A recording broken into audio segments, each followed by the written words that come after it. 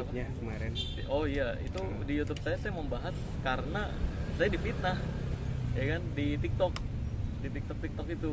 Jadi awalnya kan saya lagi naik mobil, tiba-tiba kok wartawan pada ngechat semua nih, minta wawancara apa nih? Pas saya tanya, saya pikir kan gara-gara video saya yang sebelumnya tuh bahas dukun Malaysia yang ini narik ular dari badan. Saya pikir itu viral kan, saya kan kalau habis nge-upload udah nggak ngecek lagi. Pas saya tanya ke wartawan wawancara terkait apa? Terkait Ida Dayak yang Mas Marcel bongkar. Sejak kapan gue bongkar tuh? Dikasih link lah tuh sama salah satu wartawan.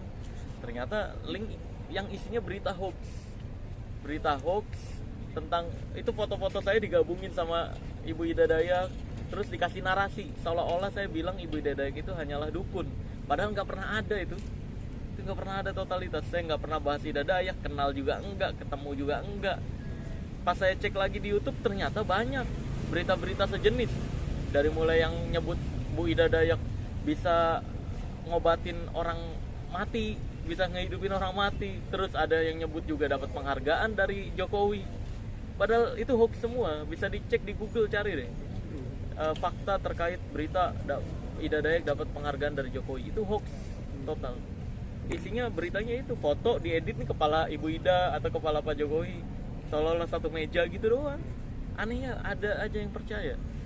Kalau disandingkan sama Bang Marcel gitu, Bu Ida sama Bang Marcel itu maksudnya imbasnya apa sih karena berita-berita itu, imbasnya ke Bang Marcel itu apa? Imbasnya ya imbasnya tiba-tiba banyak tuh yang komentar di channel YouTube saya, di akun medsos saya, bilang wah lu dikit-dikit yang viral langsung membahas, lu pansos gitu.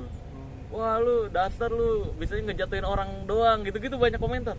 Nih ngapain sih orang nih, sejak kapan gue bahas gitu kan.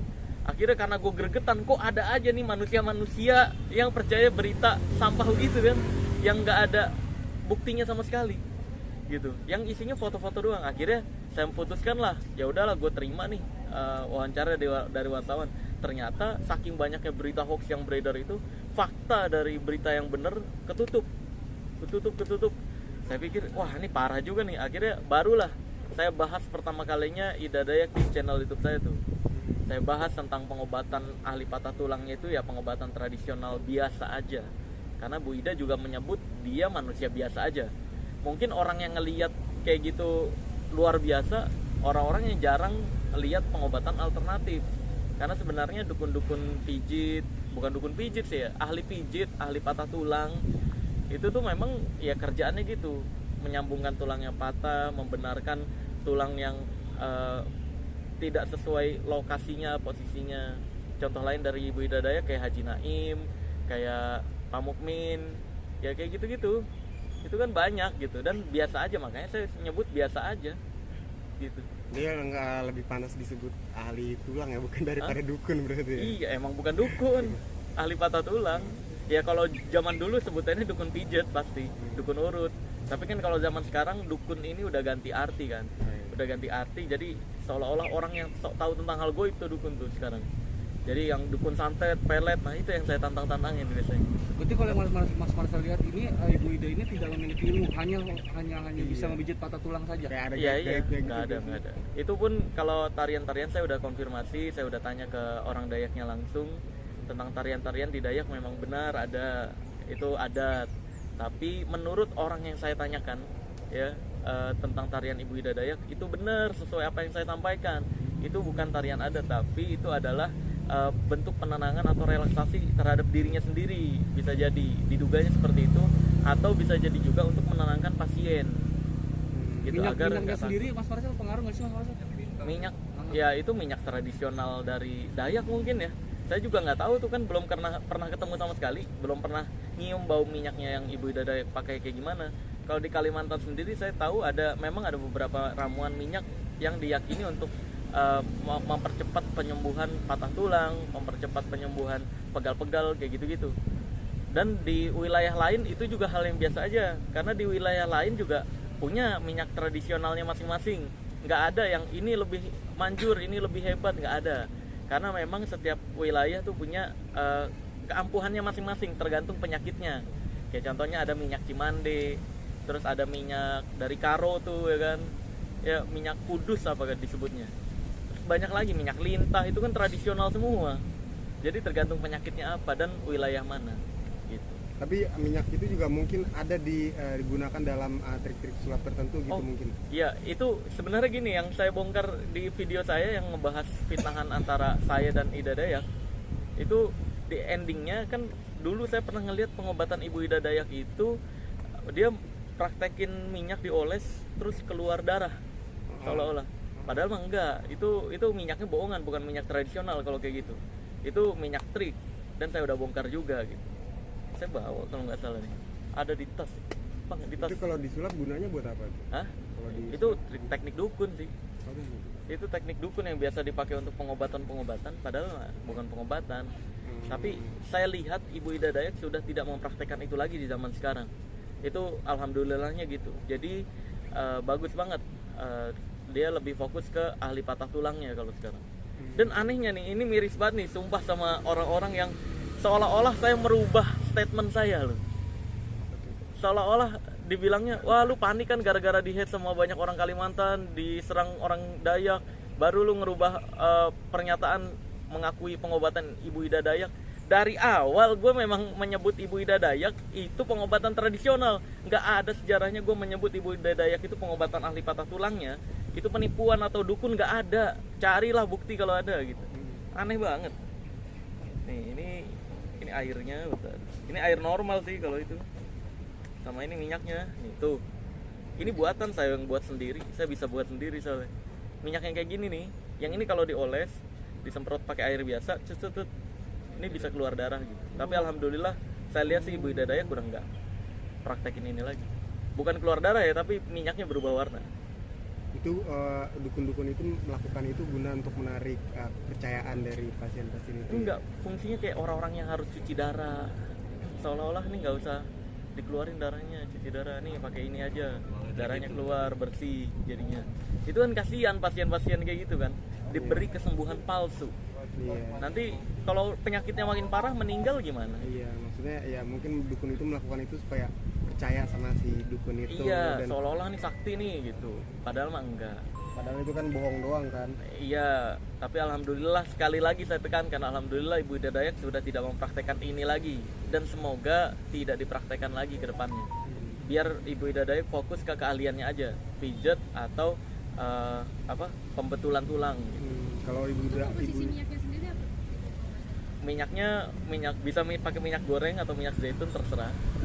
Terus hitam-hitamnya ini saya nggak bisa nyebutin, nanti takut dibuat nih soalnya. Ini bahan kimia yang sebenarnya yang berubah warna adalah yang hitam-hitamnya ini nih, tuh. Yang hitam-hitamnya ini yang berubah warna kalau kena air. Praktekin. Disatuin aja sama minyak ya?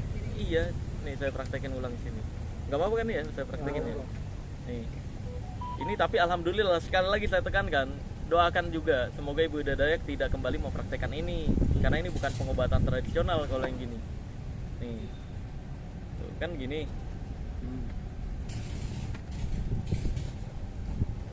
Terus butuh air Biasa. Air biasa. Disemprot.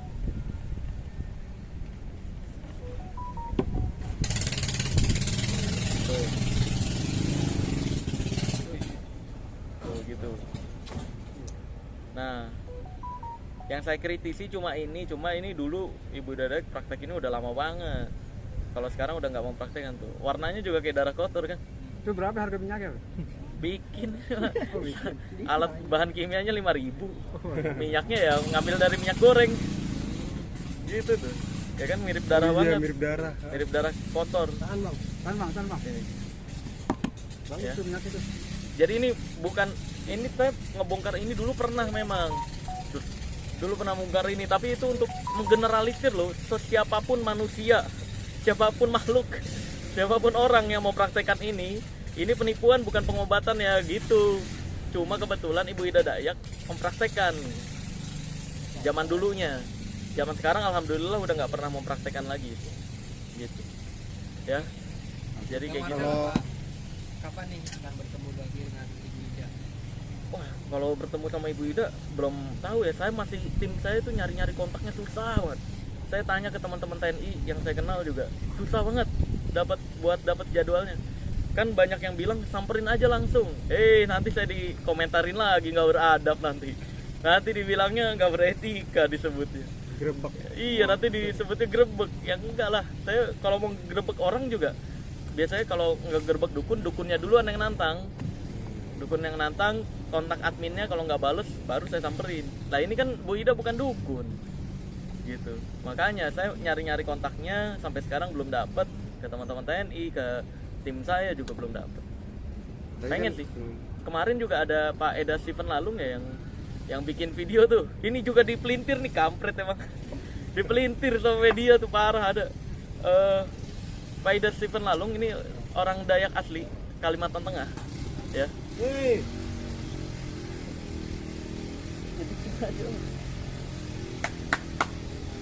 Ya, jadi Pak Eda Stephen Lalung ini orang Dayak asli nih dari Kalimantan Tengah. Terus kemarin dia kebetulan lagi ke Jakarta. Terus pas di Jakarta itu dia bikin video. Dia ngelihat video saya yang siapapun yang bisa membuktikan santet ya. Yang saya mencontohkan komentar dari netizen pecinta pebodohan dan pecinta dukun bilang, kan biasanya suka komentar gitu, kalau nggak percaya santet datang lu ke sini ke Kalimantan, kalau nggak percaya santet datang ke Dayak, kalau nggak percaya santet kiriman datang lu sini ke Banyuwangi, ke Banten, ke Bali dan lain sebagainya. Itu sebenarnya komentar dari pecinta perdukunan. Cuma pada saat video itu saya lagi bahas Ibu Ida Dayak, makanya saya bahas yang contoh komentar orang-orang pecinta perdukunan yang mengarahkan ke Kalimantan.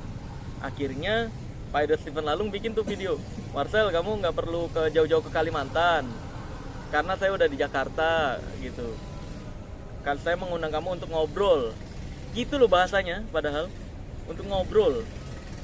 Tapi dipelintirnya adalah seolah-olah wah pesulap merah karena merendahkan Ibu Ida Dayak ditantang gitu, padahal mah kagak. Padahal mah bukan karena merendahkan Ibu Ida Dayak. Saya juga nggak pernah merendahkan Ibu Ida Dayak. Gitu. Tapi gini ya kan, Ibu Ida kan pernah pakai konsep yang darah-darah ini kan ya, dulunya. Artinya Bu Ida sempat melakukan kebohongan publik juga dong. Iya dulu, betul. Memang iya dulu. Saya melihat itu ya, saya yakin ya pakai ini, betul. Makanya kalau zaman sekarang sih udah enggak. Sekarang udah enggak. Alhamdulillahnya udah enggak. Saya ngelihat banyak video-videonya malah ahli patah tulang. Jadi masyarakat nggak perlu peduli, nggak perlu khawatir ya soal. Semoga udah nggak dipraktekin, makanya saya minta doain juga semoga Ibu Ida Dayak tidak mau praktekkan itu lagi. Biar fokusnya ke ahli patah tulang aja.